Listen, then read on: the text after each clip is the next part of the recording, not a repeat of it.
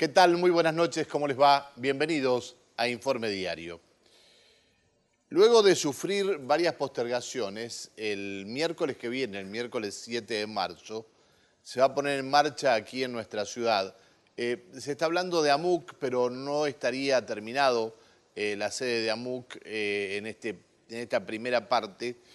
Decía, se va a poner en marcha aquí en esta ciudad el segundo tramo del juicio oral y público por violaciones a los derechos humanos ocurridos durante la última dictadura militar en el Alto Valle. El tribunal va a estar integrado por los doctores Eugenio Crom, Mariano Lozano, Norberto Ferrando y Orlando Cosia, que Orlando Cosia es el presidente de este tribunal, y allí se va a tratar de dilucidar la situación de desaparecidos, de torturados en el centro clandestino La Escuelita. En el primer juicio que se hizo aquí en el Alto Valle, se condenó a los jefes militares que había en la zona, el jefe del batallón donde funcionó el centro clandestino La Escuelita, el jefe de inteligencia del comando, el jefe de personal del comando de la Sexta Brigada, el jefe del departamento de inteligencia del Ejército, la jefatura de salud de la provincia bajo el mando militar y dos integrantes del cuerpo de inteligencia del Ejército que definían los centros de tortura. En este segundo tramo, que comienza el 7, no solo volverán a rendir cuenta a los altos rangos del 76 y el 77, sino también los integrantes de los grupos de tarea y los jefes de operativo. En este caso, los jefes de operativos estaban integrados también por personal de las policías, no solamente de Neuquén, sino también de Río Negro. ¿Cuál es la diferencia entre el primer juicio y este que se inicia el próximo miércoles?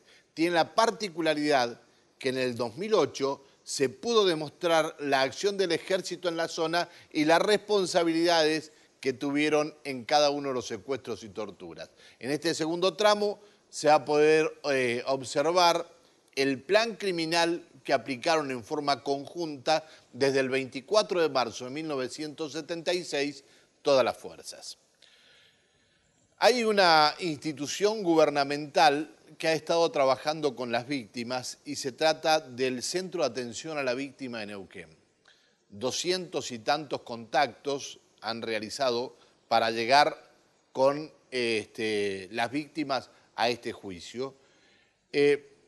Han detectado gente que nunca había declarado, han detectado gente que sufrió tortura, fue víctima de las torturas y no habló nunca con su familia de esta situación. Gente que fue y se instaló en determinada localidad, lejos de toda la población, ha tenido hijos ahí y a los hijos no le había contado nada. Esa gente va a venir a declarar.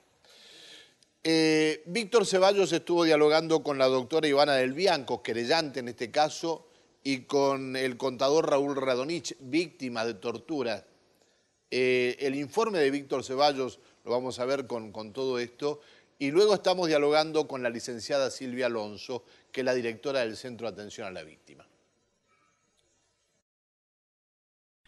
El 7 de marzo comenzará en Neuquén el segundo tramo del juicio por violaciones a los derechos humanos en el marco de la causa caratulada Luera, José Ricardo y otros sobre delitos contra la libertad, conocido como la Escuelita 2.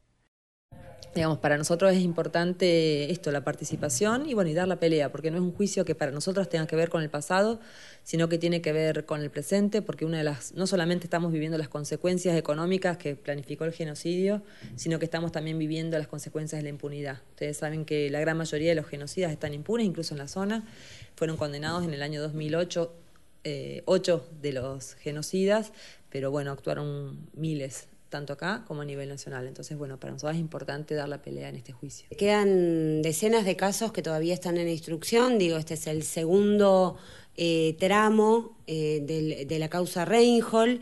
En realidad, digo, esto es parte de la denuncia que nosotras hacemos desde el CEPROD en esta causa, que no se entiende cuál es el criterio de por qué desguazar tanto las causas, por qué hay casos de compañeros que todavía no se tocan y por qué hay fuerzas que todavía no se tocan, como es la Policía Federal y la Policía de Neuquén, donde está comprobado en la misma causa que han actuado estas fuerzas, donde en el sótano de la Policía Federal funcionó un centro de tortura, con esto comprobado con testimonios de compañeros y compañeras que han pasado por ahí, que han sido torturados, secuestrados.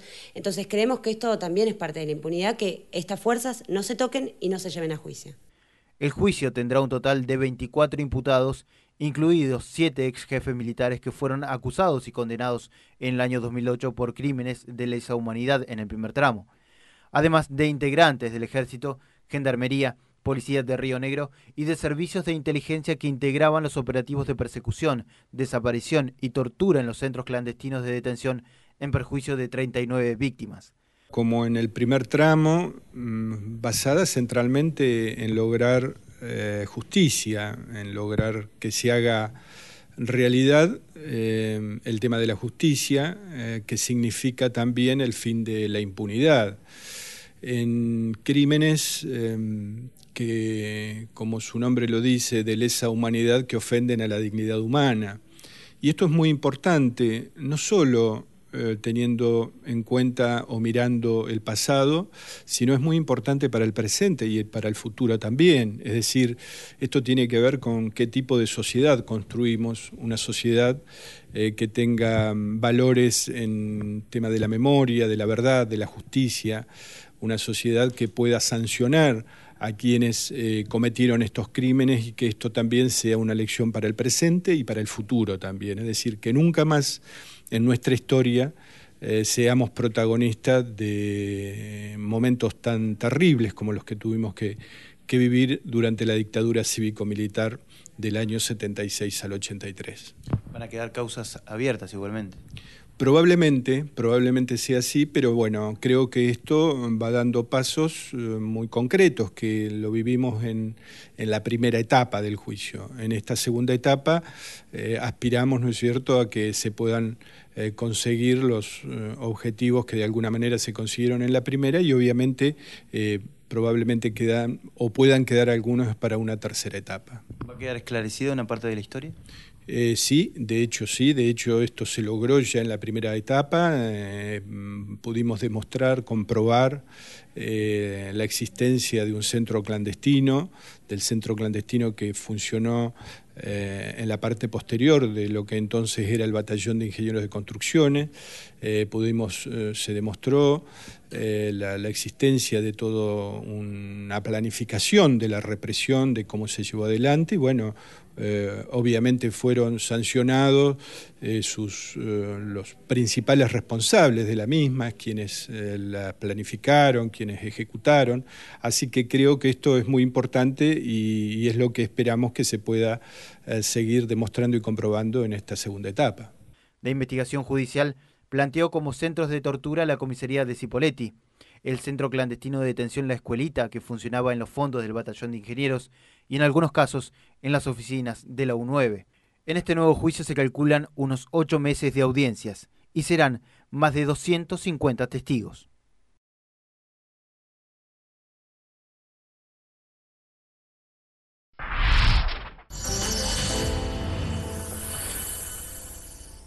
Vení a Villa La Angostura y participás del sorteo de un auto 0 kilómetros.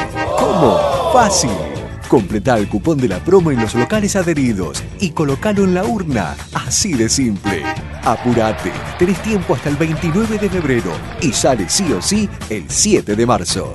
Organizan Lotería La Neuquina, Neuquén Tour y el gobierno de la provincia del Neuquén. Argentina en noticias.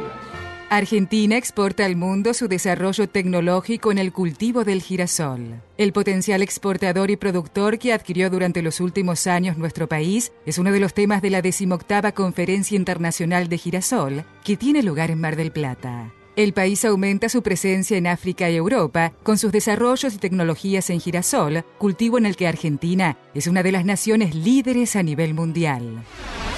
La presidenta anunció mejoras en los ingresos de los cooperativistas sociales. Durante un acto celebrado en Casa de Gobierno, Cristina Fernández señaló que desde ahora los trabajadores del Plan de Ingreso Social recibirán junto con sus ingresos un plus por presentismo e incentivos a la productividad. Este plan que comenzó además con 1.200 pesos que se abonan a través de una tarjeta y además lo más importante, la mayoría de la gente no tenía ningún oficio, como decía Alicia cuando se acercó, cuando le incorporamos a este trabajo y hoy el 70, me decías Alicia, el 80 tiene un oficio y tenemos un 45% con estudios secundarios y primarios. 45.000, me está corrigiendo, está muy bien. 45.000 cooperativistas están haciendo sus estudios primarios o secundarios. Y la verdad que me siento muy orgullosa de esta incorporación, de esta suma de 550 pesos que lleva a 1.750 pesos el ingreso social, más lo que se aporta en materia de monotributo. Pero lo hacemos además con un concepto, Evita decía que donde hay una necesidad hay un derecho. Y cuando uno tiene el derecho también nace lo otro, que es la otra parte que muchas veces me van a matar después de esto, pero yo lo voy a decir porque es lo que pienso, que es la otra parte que nos faltó muchas veces al peronismo. Decir que además de los derechos también están las obligaciones, porque con cada derecho tenemos que tener obligaciones. Argentina en Noticias. Panorama informativo de Argentina.ar.